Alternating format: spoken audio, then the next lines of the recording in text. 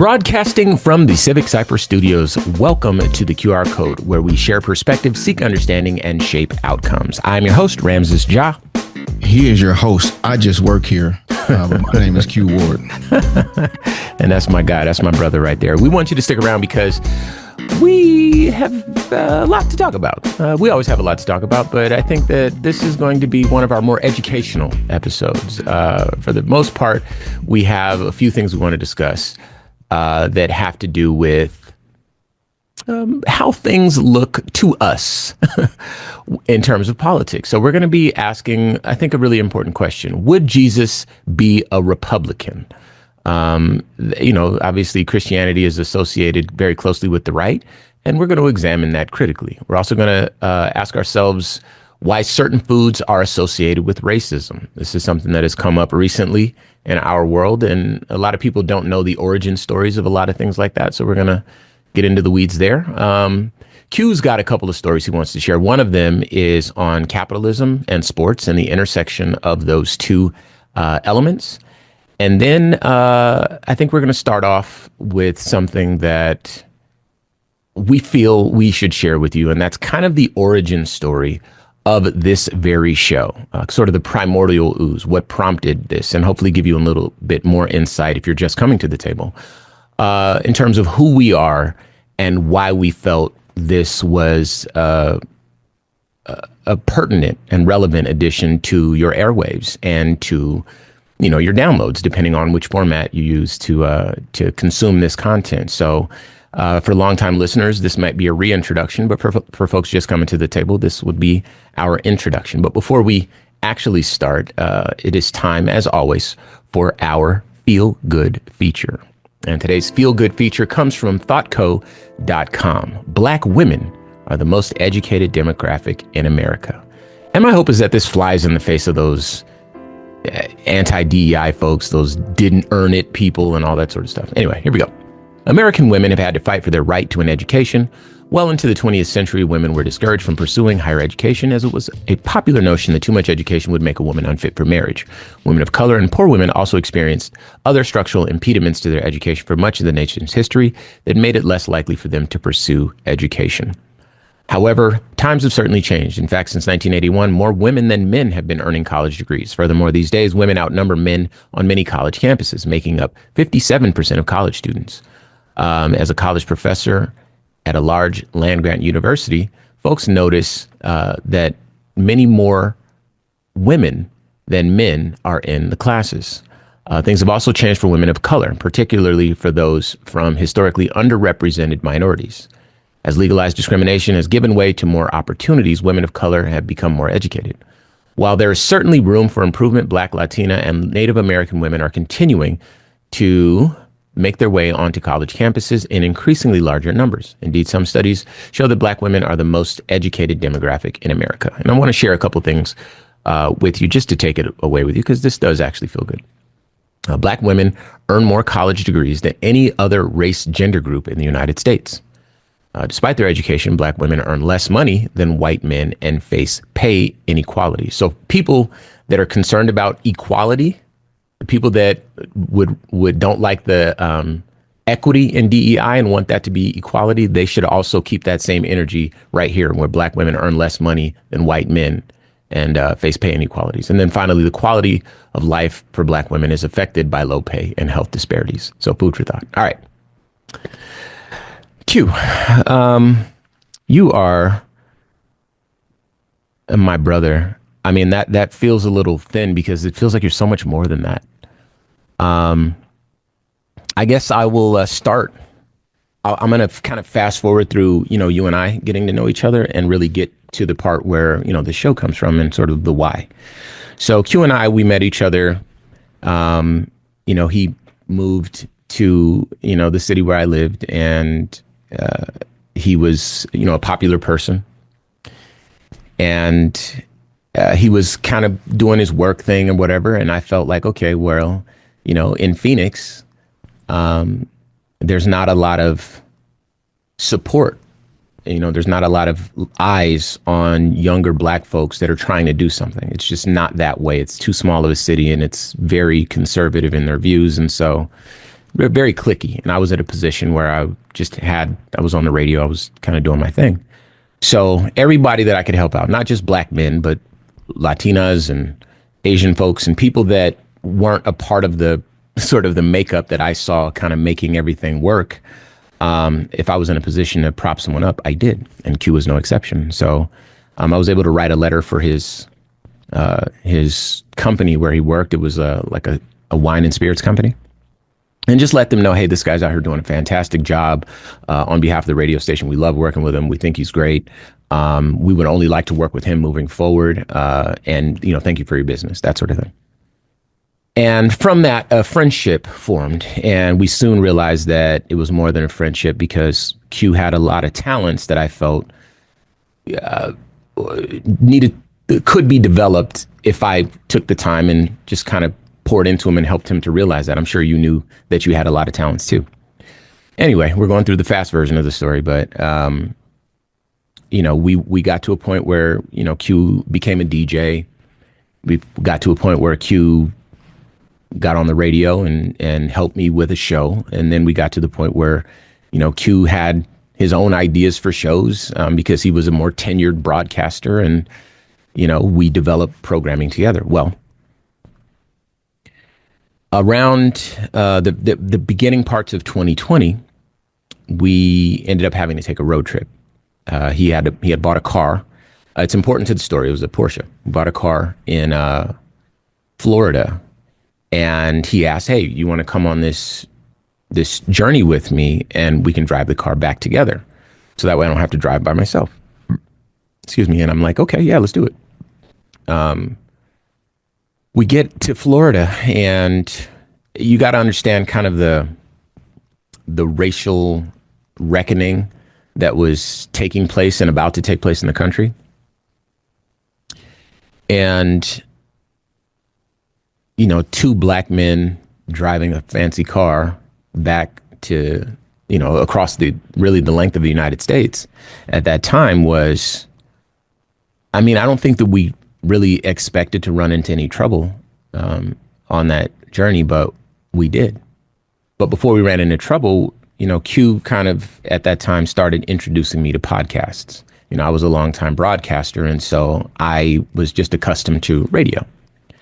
But Q would listen to sports podcasts and all kinds of stuff. And I began to see the appeal through your lens of podcasting. And then we had, a lot of conversations on the plane ride there. We stayed the night in a couple places, so we stayed up late talking about things. And, again, with the backdrop of what was going on in the country, we recognized that there were a lot of things that people didn't know about what it meant to be Black in America, what it meant to be from the hip hop culture. People had a lot of prejudices and stereotypes. And at the time we were in the Deep South, so we could see Confederate flags and billboards and all this sort of stuff that was decidedly racist. I wouldn't even give anyone the benefit of the doubt. They were intending to be very mean with a lot of the signage that was out at the time. And somehow or other, we felt like, hey, you know what, if we ever did a show, maybe we could do a show that really explained more in depth who we are, why these things make sense to us, and the appeal of the culture that we belong to us. If we can explain why it appeals to us, and maybe people won't think that it's just another inferior culture. They'll start to see the value through our lens, so to speak, or something like that. I know you're going to jump in here, Q, and round it out, but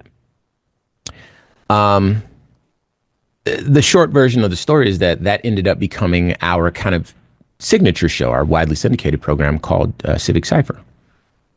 And it was just an idea whose time had come. We were really focused on a lot of the more traumatic things that we were experiencing as a people, and the intersection of those traumas and politics. It just felt like as broadcasters, there was nothing else really in that space, particularly on the type of stations that we were on, like hip hop stations and so forth at the time. And if no one else is talking about these things long form, no one else is giving allies insight or potential allies insight into the goings on in these communities, then how could they be informed enough to change the minds of their uncles and their, watering coolers at the workplace and so forth, right? Their friends group that might not subscribe to kind of a shared reality here. So Civic Cipher was born as sort of the first step, the necessity. But the QR code was something that we felt could be sort of an everyman show. People that did not know that they could be allies, people that were not thinking about it in terms, or people just simply seeking understanding. And we kind of arrived at that conclusion after a traumatic event on the trip. So I'll let you jump in here, Q, and tell a little bit more of the story, or pop in anything I might have left out. Well, it's a very, very sweet and romantic version of the story. Ram just leaves out the part where he bullied and manipulated me into DJing and broadcasting. Sure. Made it like it was some joint discovery where Q's got talent and let's do it. No, manipulated me into DJing. He left me in the DJ booth in a club live while the club was packed, acted like he had to go to the bathroom and never came back. So, okay, I can't let the music go off. So let's figure it out. Yeah. And then after 8 years of no, I don't want to talk on the radio, has me come in for a show idea. The show already had a producer and co-host and everything, but he tells me it's an idea, like we're going to do a rough draft. Nope, we're talking, it's on the radio 2 days later or the next day or something crazy. Sure. And then George Floyd gave me my voice. Yeah. My passion about what happened to George Floyd gave me a reason to talk on the radio that was just not my brother bullying me into something that I told him for 8 years in a row, 3 times a week, that I was not going to be able to do. So one day we'll tell a more accurate version of that story that doesn't sound so sweet and magical. Rams just bullied and manipulated me into this life. Yeah. I didn't choose this path. It was where you belong. I mean, like Plymouth Rock. But, wanting to kind of share our ideas outside of the traditional format of radio, where we're just playing music and talking for a few seconds before another commercial or another song. Our life experiences kind of, put us on this path to activism, social justice, and civic engagement. A run-in with law enforcement in Mississippi at 3:00 in the morning where we'd done nothing wrong, but they decided that we did, and we're going to try everything within their power to make that true.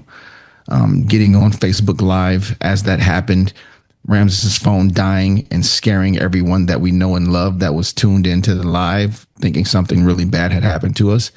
And I guess the fact is that something really bad could have happened. Ramses said earlier that we didn't expect anything. I absolutely did. I was very aware that we were driving across the American South as a racial reckoning was happening. And as Ramses said, Confederate flags and radio shows and radio stations saying very inflammatory, directly racist things across FM radio stations that happened on that same trip. So we knew we had something in front of us. But as we listened to podcasts and had conversations, we also understood that outside of the kind of rigid, strict formatting of radio, there was a space where we could have long form conversations and engage with our audience in a different way. And even though my brother did not yet see the significance or the palatability of podcasts and really saw them as far inferior to our radio show, with enough time and enough kind of audience engagement, we both learned that, podcasting was something that we could do as well. I kind of love that, man. Thank you for filling in those gaps. So, that brings us to, one of the bigger questions that we knew that we would discuss today. We had an interesting weekend. We spent the weekend in Detroit. And, the question came up and we wanted to talk about it today. Would Jesus be a Republican? Now,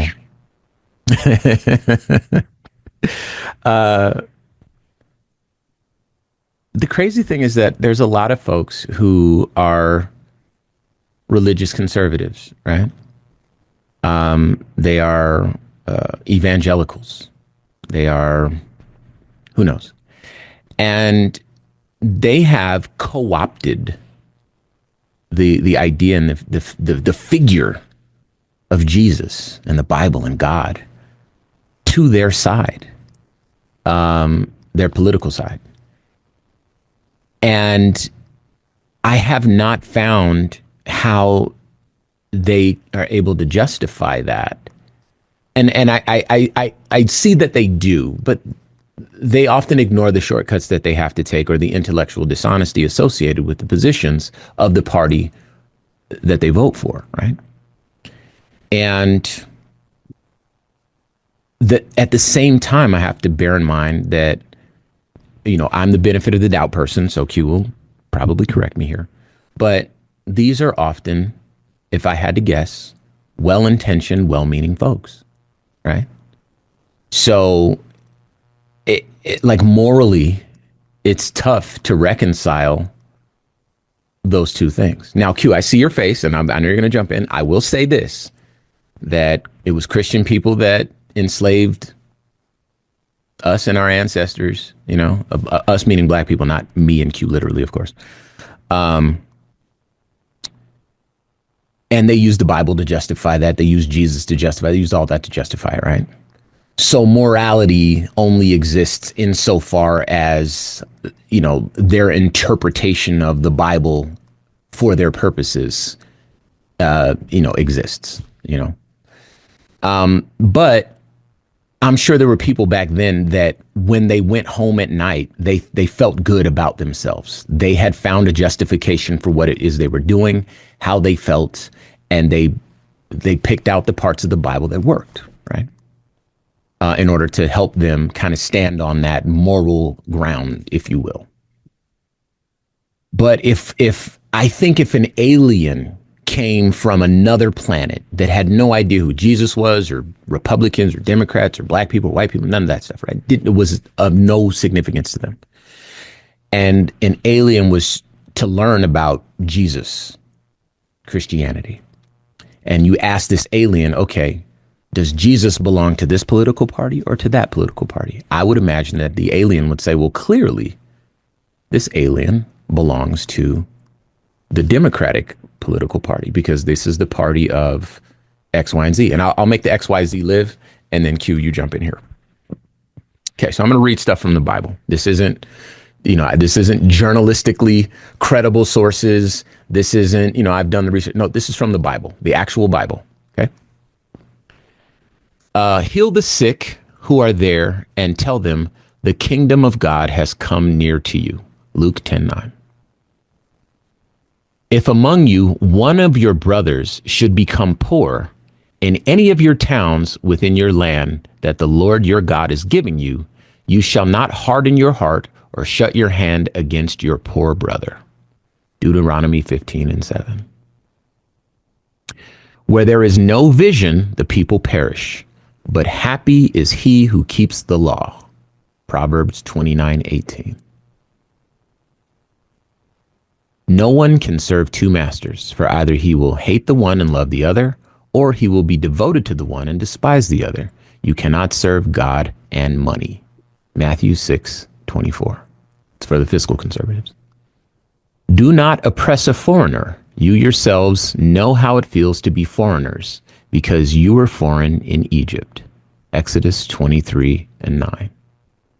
Big shout out to Southern California one time. And that's me talking. Q, I know that, and by the way, my father was a minister. He's passed, so was a minister. Q's mother is a minister. We just saw her over the weekend. So, Q, your thoughts? Oof.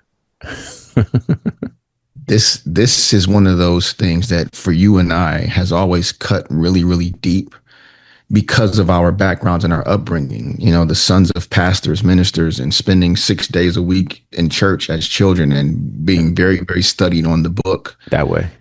But it doesn't just cut deep with us. It should cut deep into the heart of American identity. When you talk about politics and power, the right does appear to own Christianity, and trying to break it down the disconnect is so obvious because Jesus was radically compassionate.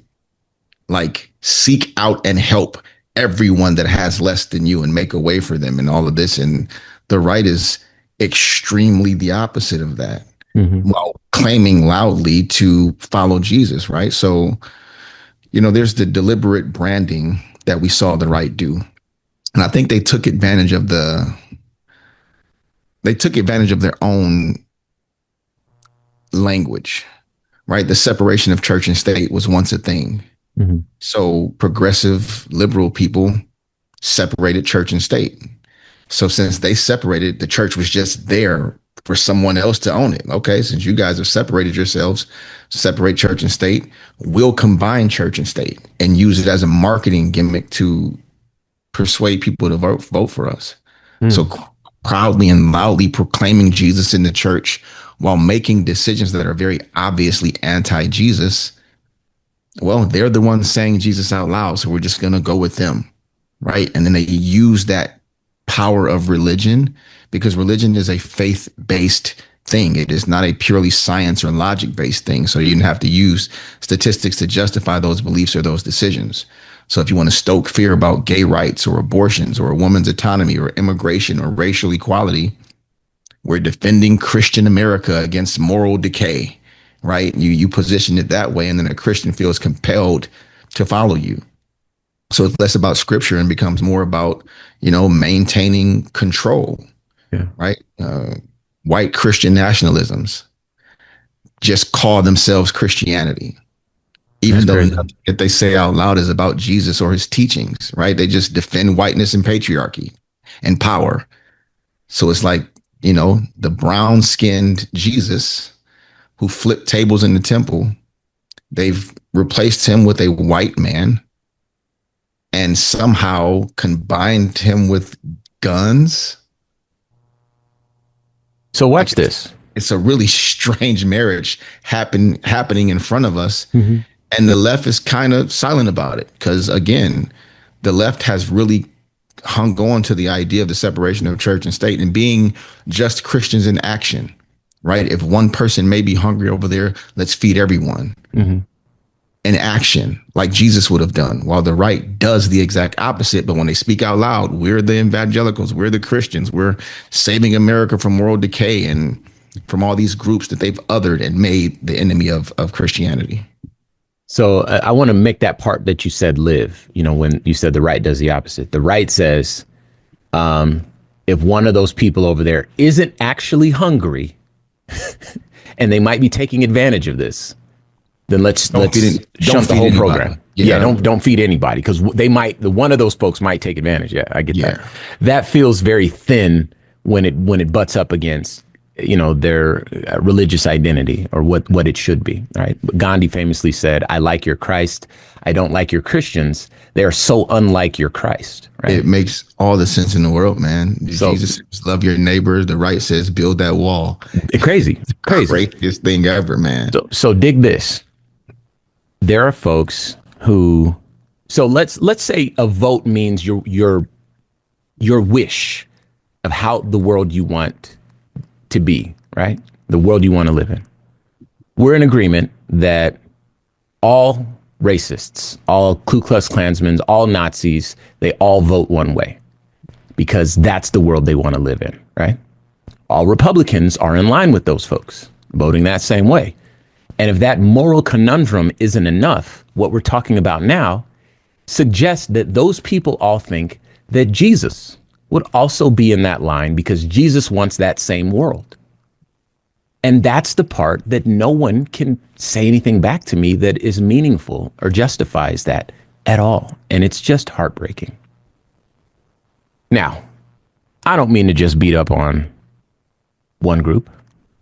I don't really mean to beat up on any groups, to be honest with you, but there's a lot that we need to talk about. And as I mentioned, this is going to be a show where we're, fleshing out some conversations that we had over the weekend. So